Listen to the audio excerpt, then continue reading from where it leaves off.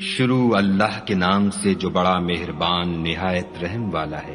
ہم نے نوح کو ان کی قوم کی طرف بھیجا کہ پیشتر اس کے کہ ان پر درد دینے والا عذاب واقع ہو اپنی قوم کو ہدایت کر دو۔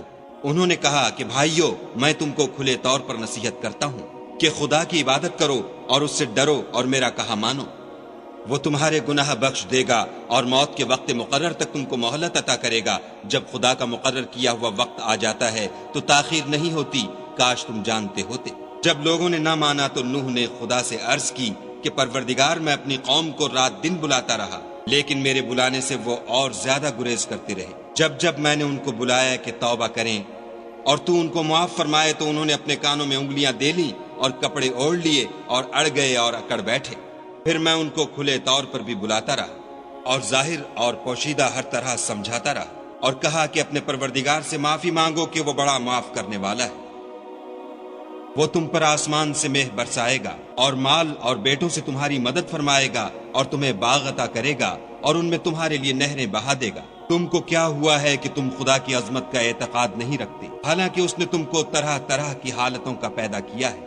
کیا تم نے نہیں دیکھا کہ خدا نے 7 آسمان کیسے اوپر تلے بنائے ہیں، اور چاند کو ان میں زمین کا نور بنایا ہے اور سورج کو چراغ ٹھہرایا ہے؟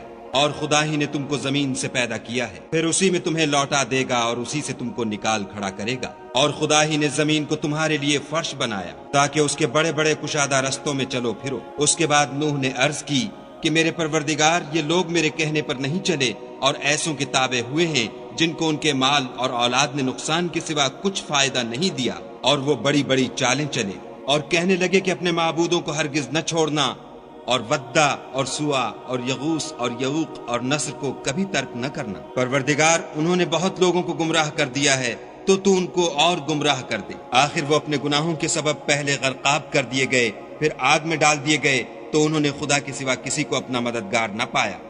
اور پھر نوح نے یہ دعا کی کہ میرے پروردگار، کسی کافر کو روئے زمین پر بستہ نہ رہنے دے۔ اگر تو ان کو رہنے دے گا تو تیرے بندوں کو گمراہ کریں گے، اور ان سے جو اولاد ہوگی وہ بھی بدکار اور ناشکر گزار ہوگی۔ اے میرے پروردگار، مجھ کو اور میرے ماں باپ کو اور جو ایمان لا کر میرے گھر میں آئے اس کو اور تمام ایمان والے مردوں اور ایمان والی عورتوں کو معاف فرما، اور ظالم لوگوں کے لیے اور زیادہ تباہی بڑھا۔